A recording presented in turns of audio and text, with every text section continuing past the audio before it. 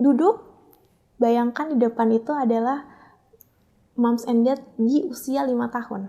Kalau pendapat saya sih lebih ke nggak semua orang itu bisa memaafkan. Jadi kita nggak ada keharusan untuk memaafkan. Menjadi orang tua itu tuh pasti ada pertama kalinya ya, first experience buat mereka gitu. Mereka juga baru pertama kali kok jadi orang tua.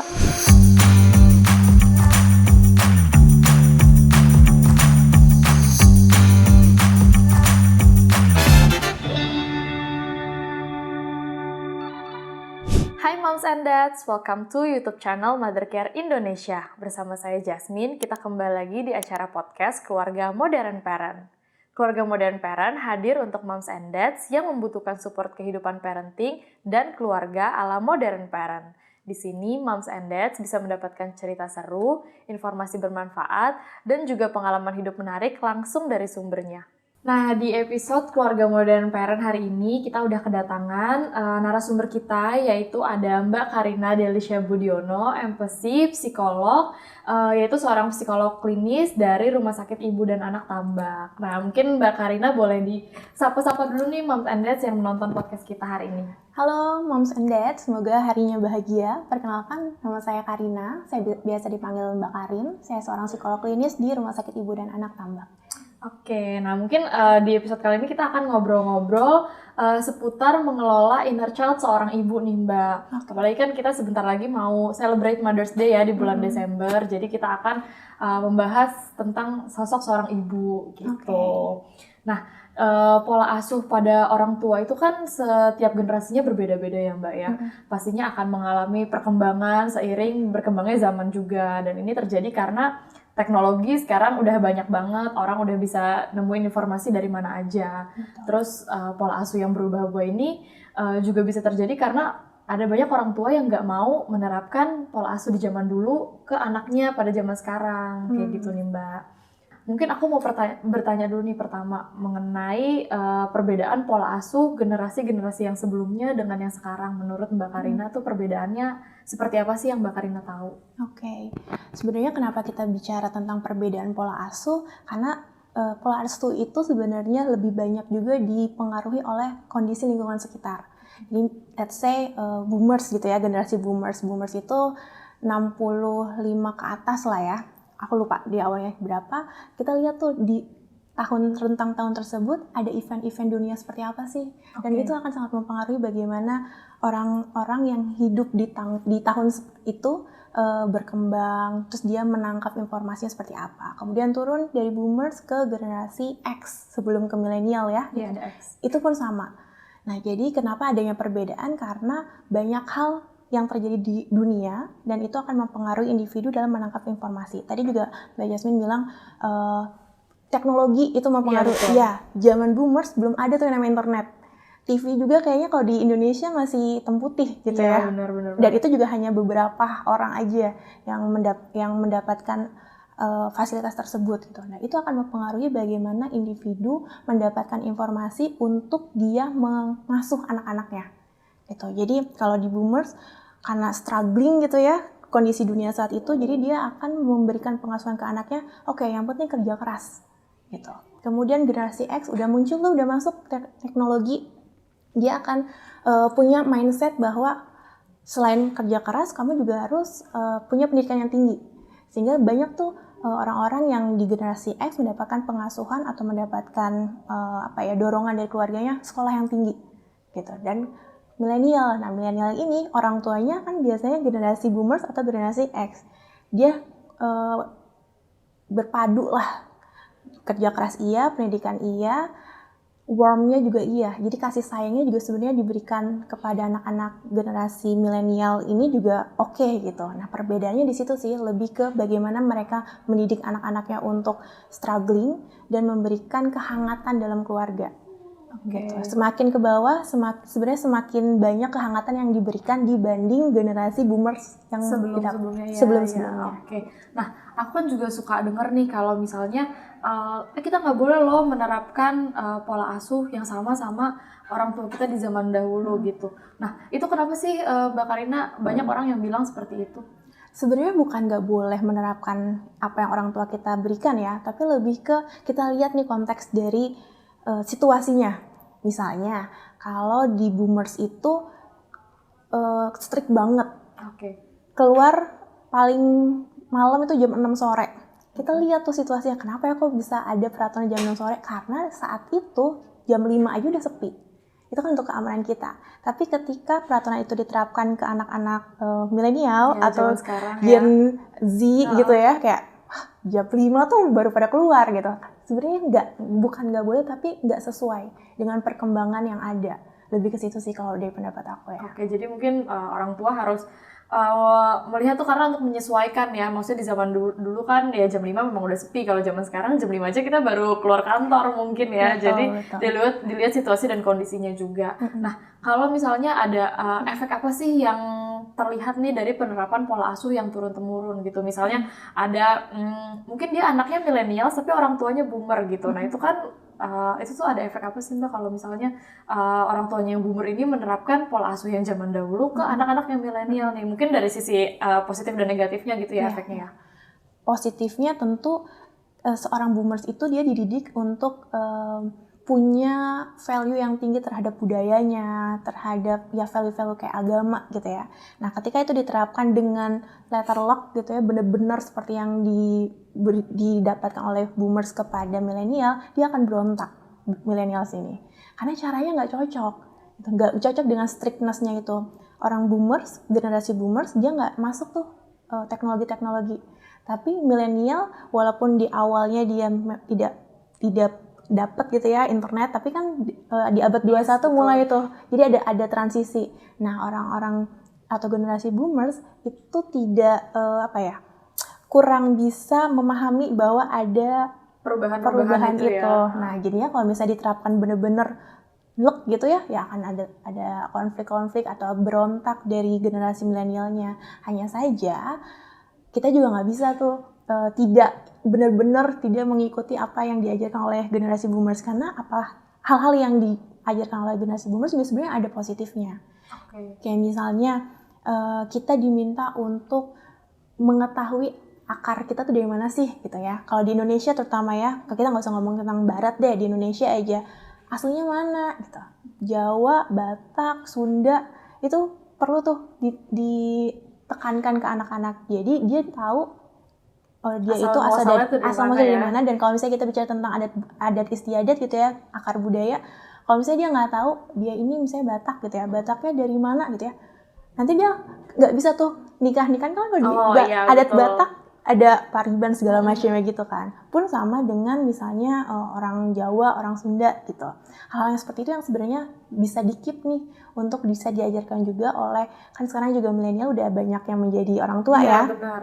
Itu juga baik untuk diajarkan kepada anak-anak yang di Gen Z berarti Gen Z, ya. Benar-benar. Gitu. Oke. Nah, sekarang kan tadi kayak yang Mbak Karina bilang juga kalau sekarang milenial sudah banyak nih yang jadi orang tua. Berarti kan anak-anaknya yang dilahirkan sama generasi milenial adalah generasi Z itu.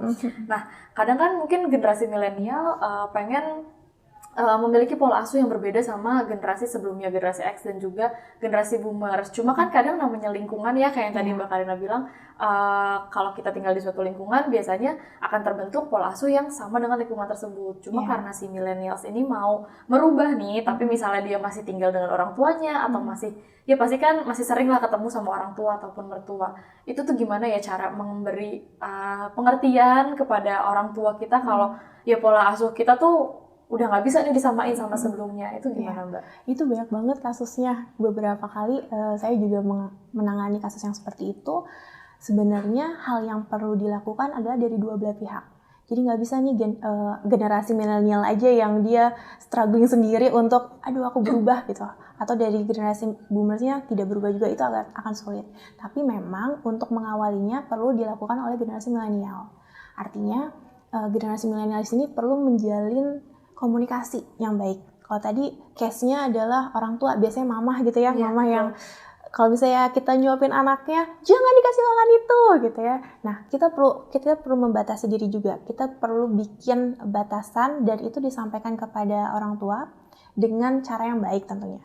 Jadi misalnya apalagi kalau misalnya generasi milenial ini tinggal satu rumah, kita bilang, Ma, untuk bagian A, B, C, D, F, G untuk anak itu aku yang handle. Apapun yang aku lakukan kepada anak itu adalah hasil aku misalnya searching gitu ya, research, terus nanya ke dokter segala macamnya. Bukan berarti aku tidak menghargai apa yang mama berikan kepada anakku, tapi ini anak aku gitu. Jadi kayak dibuat batasan yang secara jelas. Cuman untuk sampai ke tahap situ, generasi milenial ini perlu aware dulu sama dirinya dia. Sebenarnya apa sih yang membuat dia kok nggak mau orang tuanya terlibat dalam pengasuhan anaknya? Nah, hal yang seperti itu. Jadi artinya sebelum kita mau mengasuh anak, cek dulu kondisi diri sendiri supaya udah siap atau belum. Oke, nah karena pola pengasuhan yang berbeda setiap zamannya, ini berarti mungkin ada seorang ibu atau ayah yang memiliki trauma pada masa kecilnya, dan sekarang kan kita sering dengar nih mengenai inner child gitu kan. Banyak orang di sosial media ngomong inner child terganggu. Nah itu apa sih nih sebenarnya inner child ini nih Mbak Karina? Nah, ini juga berhubungan nih dari yang tadi saya sampaikan itu. Kenapa kok perlu ngecek diri sendiri dulu? Terkadang ada individu yang dia punya pengalaman tidak menyenangkan di masa lalu dan belum selesai, atau yang kita sebut sebagai inner child, luka batin gitu ya terkenalnya. Itu akan mempengaruhi bagaimana dia mengasuh anaknya ke depannya. Gitu. Jadi inner child itu apa? Inner child itu adalah situasi di mana dalam diri seseorang di masa lalu, baik itu hal yang menyenangkan atau tidak menyenangkan, belum selesai dan akan mempengaruhi kepribadian dia di masa depan. Gitu. Jadi bukan kalau misalnya inner child tuh kayak cuma luka aja gitu ya. Padahal sebenarnya enggak ya. Padahal ada juga biasanya luka itu berbarengan dengan happiness-nya. Kayak child, gimana sih kita waktu masih kecil tuh riang, happy, kemudian ya anak kecil yang suka hal-hal yang menyenangkan. Nah, tapi kita nggak ngedapetin itu. Justru yang kita dapetin adalah hal-hal yang membuat kebahagiaan itu tertekan. Nah mungkin kalau di zaman dulu kan pakai fisik tuh masih ada banget ya, kayak dicubit, dijewer, dibentak. Kalau sama anak-anak sekarang kan kayak no ya. Kalau zaman dulu kan benar-benar kayak enggak ya, nggak boleh ya gitu mungkin ya. Itu mungkin jadi salah satu yang membuat inner child seseorang juga kena gitu ya. Nah itu tuh cara mengetahuinya gimana sih kalau seseorang memiliki inner child yang terluka gitu? Yang paling penting untuk diketahui adalah kita perlu untuk ngecek ke diri, mengidentifikasi. Identifikasinya gimana? Biasanya inner child itu terrefleksikan dalam bentuk pola perilaku. Moms and Dads bisa coba cek apakah ada pola-pola tertentu ketika kita berinteraksi dengan orang lain, ketika kita menyelesaikan masalah, ketika kita berbicara, berperilaku. Nah, kalau udah ketemu nih polanya, misalnya kayak setiap kali bicara tentang ibu, aku emosian, nada suaraku tinggi, itu jadi satu poin. Misalnya lagi setiap kali di kantor, aku ketemu dengan bosku yang usianya ternyata seumuran dengan mama, kok aku bawaannya pengen marah terus ya? Nah, itu pola.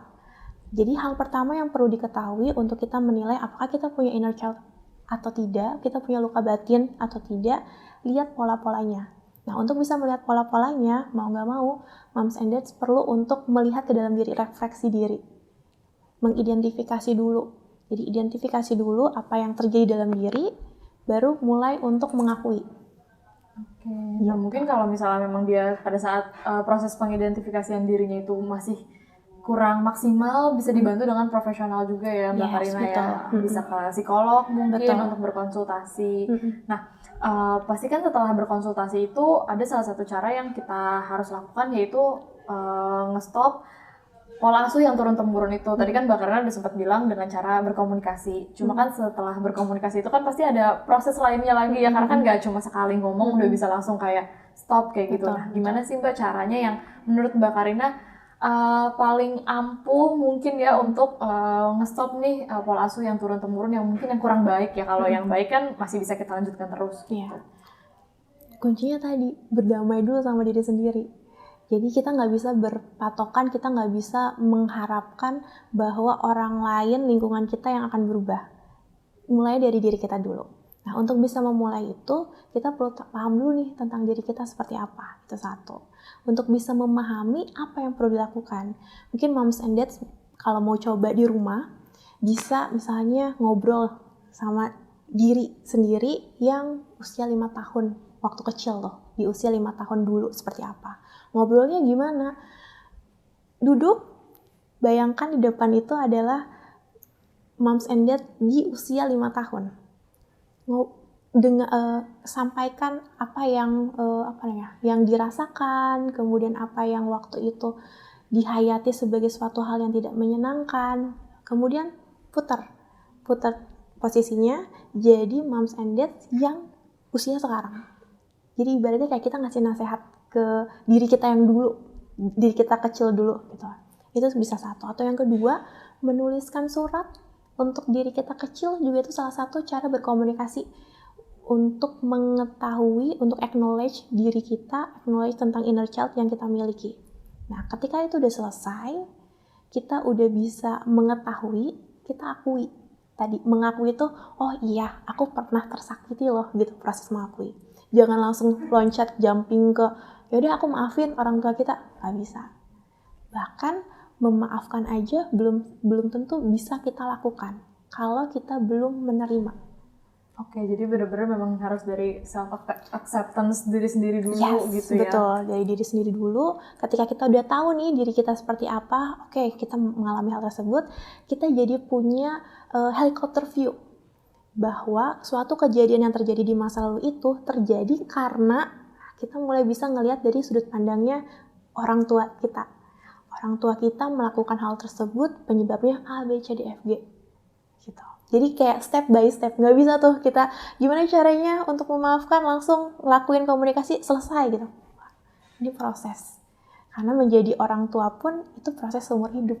Yes, betul, belajarnya seumur hidup juga Belajarnya ya. seumur hidup. Nah, tadi kan pokoknya setelah kita udah mengenali diri kita sendiri, itu kan baru kita mengetahui faktor lingkungan pada saat kita masa kecil kan. Ya, kayak tadi mungkin orang tua kita melakukan A, B, C, D, E karena apa gitu kan. Nah, berarti kan setelah kita memaafkan diri sendiri, berarti kita juga harus memaafkan apa yang dilakukan orang tua kita pada zaman dahulu. Apalagi kita udah mengetahui nih alasannya kenapa orang tua kita mungkin kondisi ekonominya atau kondisi lingkungannya pada saat itu. Nah, itu gimana ya Mbak caranya kita untuk memaafkan orang tua kita pada saat itu gitu. Kalau misalnya kita masih ada rasa dendam kan pasti kurang enak juga ke depannya, kayak gimana ya Mbak? Kalau pendapat saya sih lebih ke nggak semua orang itu bisa memaafkan. Jadi kita nggak ada keharusan untuk memaafkan, itu satu. Tapi ketika kita terus-menerus memegang dendam kita itu kan jadi kayak semacam beban ya. Ibaratnya kayak kita ngambil kerikil aja, terus kerikil itu kita bawa kemana-mana. Apa yang dirasain oleh moms and dad? Ya, sakit ya tangannya, pegel ya. Iya. Nah, jadi itu balik lagi ke individu masing-masing. Kalau dibilang harus memaafkan, nggak harus. Hanya saja mau selama itu memegang beban yang bikin diri kita sendiri tuh tersakiti, jadi nggak optimal dalam berinteraksi, dalam memaksimalkan potensi yang dimiliki, lebih ke situ sih. Jadi hal itu yang biasanya selalu saya sampaikan kepada pasien-pasien atau klien untuk jangan lihat dari kacamata orang lain dulu deh. Maksudnya jangan lihat kayak, ih lo belum bisa maafin orang tua nanti gini-gini, nggak usah. Tapi lihat dulu dari diri sendiri. Manfaatnya untuk memaafkan itu dibalikan kembali ke diri sendiri. Sehingga sebelum kita memaafkan tadi yang saya sampaikan, menerima dulu aja. Oke. Gitu. Gak usah langsung memaafkan.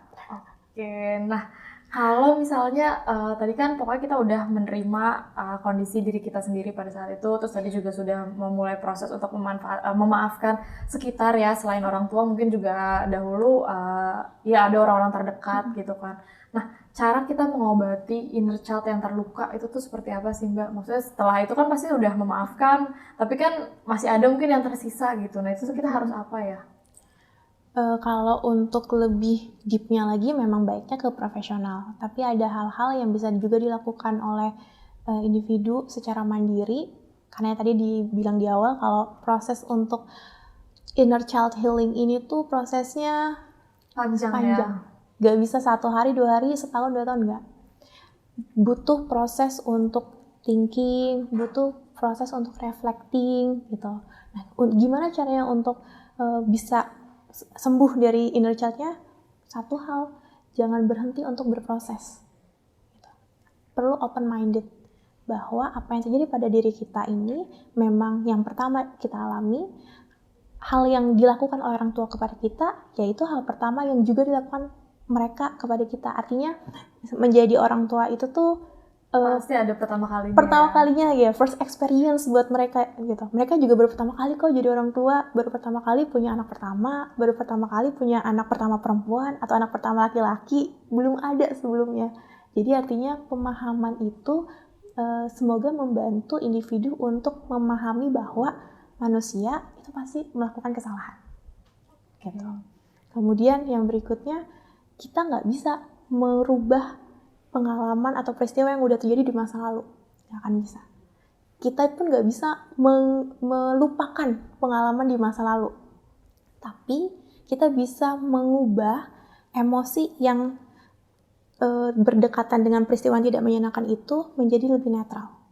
Satu. Yang kedua, kita individu bisa punya kemampuan untuk menentukan hal yang kedepannya seperti apa. Tadi kalau misalnya kita bicara tentang pola asuh, kita bisa kok tidak menggunakan pola asuh yang kita rasa itu nggak cocok buat kita, nggak tepat. Kita bisa rubah itu gitu. Jadi proses untuk menyembuhkan inner child kurang lebih seperti itu sih Mbak Yasmin. Oke.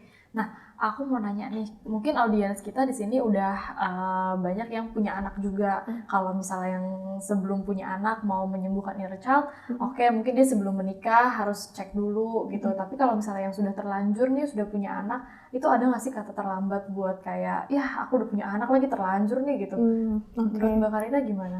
Nggak ada kata terlambat. Seperti tadi dibilang, proses menyembuhkan inner child itu prosesnya seumur hidup, bisa dibilang seperti itu ya. Artinya mau di fase apapun individu, dia akan punya kesempatan untuk bisa memperbaiki apa yang terjadi di masa lalu yang berdampak pada dia, ibaratnya gitu.